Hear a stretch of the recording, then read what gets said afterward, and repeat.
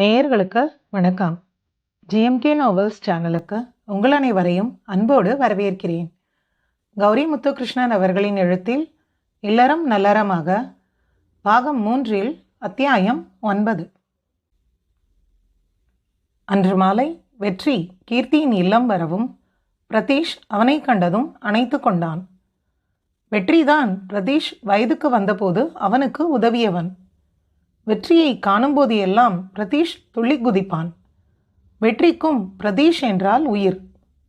அப்படியே சூர்யாவின் குணநலன்களை கொண்டவன் என்பதால் அவனை சொந்த தம்பி போலதான் பார்ப்பான்.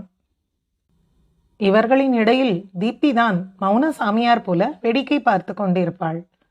அவளுக்கும் வெற்றியை அண்ணனாக பிடிக்கும்தான் என்றாலும் வெற்றி பிரதீஷ் இருவரின் பிணைப்பை பார்த்து கொஞ்சம் பொறாமையும் எட்டி பார்க்கும்.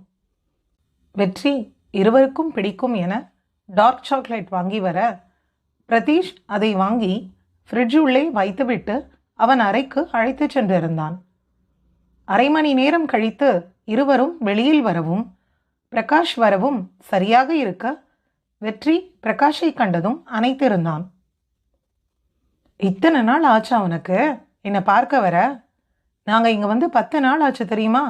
போடா, எதுவும் பேசாத என்ன பிரகாஷ் கோபமாக சொல்ல, இல்லை அது நீங்கள் வீட்டில் எல்லாம் செட்டில் பண்ணதும் வரலாம்னு தான். அதுவும் போக கொஞ்சம் வேலை. இப்போ கூட சாரா வரல பிரகாஷ். நான் வற்புறுத்தி கூப்பிட்டேன். முதல்ல வேண்டாம் தான் சொன்னான். நான் வற்புறுத்தவும் தான் வந்திருக்கான். கீர்த்தி சமையலறையிலிருந்து சொல்லவும் பிரகாஷ் வெற்றியை முறைக்க, அப்படியெல்லாம் எதுவும் இல்லைப்பா, ப்ளீஸ். நான் மனசோர்வில் இருந்தேன். கொஞ்சம் வேலை, தனியாக இருக்கணும்னு தான் மனசு தோணுச்சு. அதான் 2 நாள் தங்கிட்டு போகிறேன், போதுமா? இரு, ஃப்ரெஷ் ஆகிட்டு வரேன் பிரகாஷ் சொல்லிவிட்டு அறை செல்ல, நான் ஊருக்கு போகிறேன், எனக்கு என்ன நான் வாங்கிட்டு வந்தேன்? தீபி கேட்க, என்ன வேணும் என் தங்கச்சிக்கு கேளு, வாங்கி தரேன்.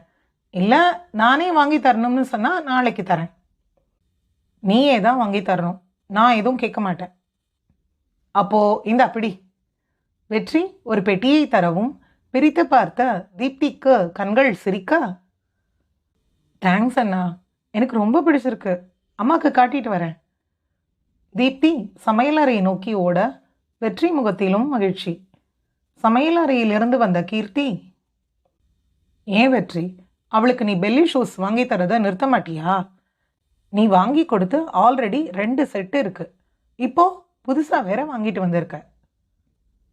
அது ஃபங்க்ஷன் அப்போ போடுறது, இது காலேஜ் போக. இப்படியே ஏதாவது காரணம் சொல்லு சரியா? என் தங்கச்சிக்கே நான் வாங்கி தருவேன், நீங்கள் எதுவும் சொல்லாதீங்க. வெற்றி உரிமையாக சொல்ல கீர்த்தி சிரித்து கொண்டாள். பிறகு பிரகாஷும் அங்கு சேர்ந்து கொள்ள ஐவரும் பேசி சிரித்து இரவு உணவு உண்டிருந்தனர். அடுத்த நாள் காலை தீப்தி புனே கிளம்ப வெற்றி பிரதீஷ் இருவரும் உதவ பிரகாஷ் பொருட்களை காரில் ஏற்றியிருக்க வெற்றியும் அவர்களோடு புனே கிளம்பியிருந்தான். ஒரு நாள் பயணம் என்பதால் காரை மாற்றி மாற்றி ஓட்ட என பிரகாஷ் அழைக்கவும் அவர்களோடு கிளம்பியிருந்தான். இங்கே செழியன் உடற்பயிற்சி செய்ய சாரு பயம் எதுவும் இன்றி அவனை படம் எடுத்து கொண்டிருந்தாள். செழியன் எதையும் கண்டுகொள்ளவில்லை என்றதும் இனியன் எனக்கு அழைப்பு கொடுத்தாள்.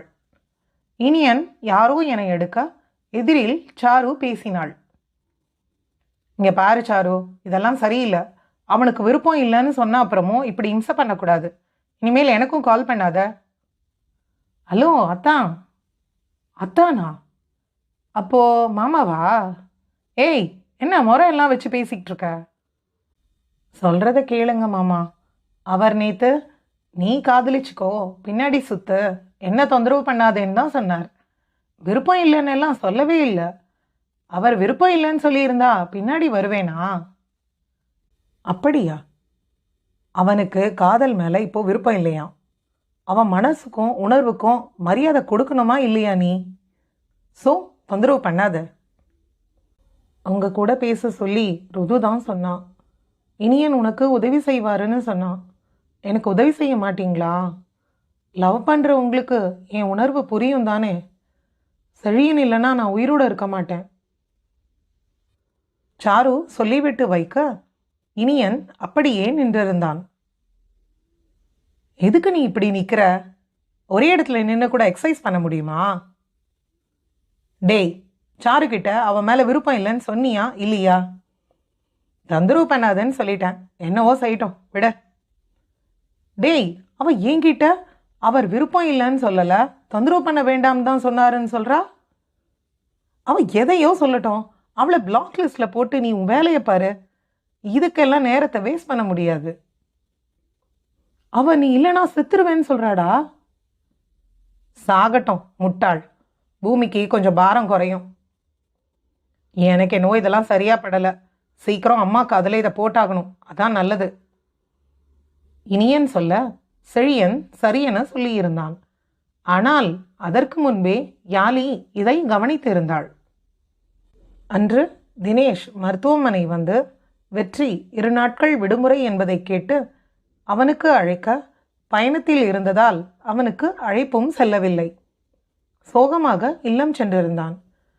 அடுத்த நாளும் சாரு படம் எடுத்துக்கொண்டும் அவனை பார்த்து கொண்டும் நிற்க இனியன் முதல் ஆளாக உடற்பயிற்சி முடித்து மாடியை விட்டு வந்திருந்தான். யாழி அன்றும் கவனித்தாள். செழியனை தான் ஒரு பெண் படம் எடுக்கிறாள் என அறிந்து அவளுக்கு ஆச்சரியம். இருவரும் ஒரே போல இருக்க செழியன் மட்டும் அவளுக்கு தனியே தெரிய காரணம் என்னவென கேள்வி எழ உடன் எதிர்மாடியில் நின்றிருக்கும் அந்த சிறு பெண்ணின் குருட்டு தைரியம் கண்டு வியப்பும் வந்தது. கடந்த சில தினங்களாக செழியன் முகத்தில் இருக்கும் இறுக்கம் என மீண்டும் கேள்வியை தர அவளின் கேள்விகளுக்கு பதில் சொல்ல தன்னவனை எதிர்நோக்கி காத்திருந்தாள். இங்கே கீர்த்தி இல்லத்தில் அனைவரும் வந்திருக்க வெற்றி அன்று அவர்களிடமிருந்து விடைபெற்று கொண்டான். கீர்த்தி இல்லம் வரவும் தற்போது கீழ்தளத்தில் குடியிருக்கும் மோகனா வந்திருந்தாள். என்ன மோகி, இவ்வளோ காலையில் வந்திருக்க? அது கீர்த்தி அக்கா, அவர் ஆஃபீஸில் கூட வேலை பார்க்குற பையனுக்கு வீடு வேணும், தருவீங்களா? தரலாம். பேச்சுலர் பையனா? இல்லை இல்லை, அவனுக்கு கல்யாணம் ஆகிடுச்சு. ரொம்ப அமைதியான பையன். அந்த பொண்ணை பற்றி எனக்கே தெரியாது. புதுசாக கல்யாணமான ஜோடி. 2 பேர் வீட்லேயும் தனியாக போக சொல்லிட்டாங்களாம். அதான் நம்ம அப்பார்ட்மெண்ட்டில் 3வது மாடி காலியாக இருக்கேன்னு அவர் கேட்க சொன்னார். சரி மோகனா, 2 பேரையும் வர சொல்லு. வாடகை அட்வான்ஸ் எவ்வளோன்னு பேசணும். ஒரு முறை 2 பேரையும் பார்க்கணும். வர சொல்கிறேன் அக்கா, தேங்க்ஸ். வா உள்ள, ஒரு காஃபி குடிச்சிட்டு போ. சாயந்தரம் அவங்களோட வரேன் அக்கா, இப்போ வேலை இருக்கு, சாரி. மோகனா சொல்லிவிட்டு நகர கீர்த்தி புன்னகையோடு கதவடைத்து கொண்டாள். மாலை மோகனா அவளின் கணவனோடு அவர்களையும் அழைத்து வந்திருந்தாள். கீர்த்தியும் பிரதீஷும் மட்டும் இருக்க அவர்களை ஹாலில் அமர வைத்துவிட்டு மகனிடம் அனைவருக்கும் காஃபி எடுத்து வர சொன்னாள். மோகனா அவளின் கணவன் சர்வேஷுடன் வந்தனர் இருவரும். திவாகர் அமைதியான முகமாக இருந்தான். அவனின் மெல்லிய புன்னகை கீர்த்திக்கு நிம்மதி கொடுக்க அவன் பின்னே வந்த சிவரஞ்சனி கொஞ்சம் கரடுமுரடான பெண்ணாக இருந்தாள். அண்ணி, இவர் என் ஆஃபீஸில் வேலை பார்க்குறாரு. பேர் திவாகர். புதுசாக சிங்காநல்லூர் பக்கம் பிரான்ச் மாற்றியிருக்காங்க. அதான் தனியாக போக சொல்லி அவங்க வீட்டில் அனுப்பி விட்டாங்க. புதுசாக கல்யாணமானவங்க, அதான் நம்ம அப்பார்ட்மெண்ட் பாதுகாப்பாக இருக்கும்னு தோணுச்சு. முதல்ல வீட்டை பார்க்கலாம், அப்புறம் மற்ற எல்லாம் பேசலாம். இல்லை மேம், நாங்கள் சார் வீட்டை பார்த்தோம், எங்களுக்கு பிடிச்சிருக்கு. நீங்கள் மேற்கொண்டு வாடகை பற்றி சொன்னால் உதவியாக இருக்கும். திவாகர் சொல்ல கீர்த்தி வாடகை அட்வான்ஸ் என சொல்லவும் முன்பணத்தை கொடுத்திருந்தனர். நாளைக்கு பால் காய்ச்சி உங்கள் வசதி போல் வந்துடுங்க. நான் இப்போவே சுத்தம் பண்ண சொல்லி சொல்கிறேன். இது என் கார்டு, எதுவாக இருந்தாலும் கூப்பிடுங்க. கீர்த்தி சொல்ல பிரதீஷ் அனைவருக்கும் காஃபி கொடுக்க குடித்துவிட்டு மோகனா பாராட்ட பிரதீஷ் சிறு புன்னகையோடு நன்றி கூறியிருந்தான். சிவரஞ்சனியும் திவாகரும் விடைபெற பார்க்கிங்கில் சிவரஞ்சனி மட்டும் பேச திவாகர் சரியென தலையாட்டி கொண்டே உடன் நடந்து சென்றான். அதை பார்க்கிங்கில் கார் நிறுத்திவிட்டு லிஃப்ட் அருகில் வந்த பிரகாஷ் பார்த்து கொண்டே லிஃப்ட் உள்ளே அவனை நுழைத்து கொண்டான். அத்தியாயம் 9 நிறைவு பெற்றது. அன்பு அனைத்தும் செய்யும். நன்றி.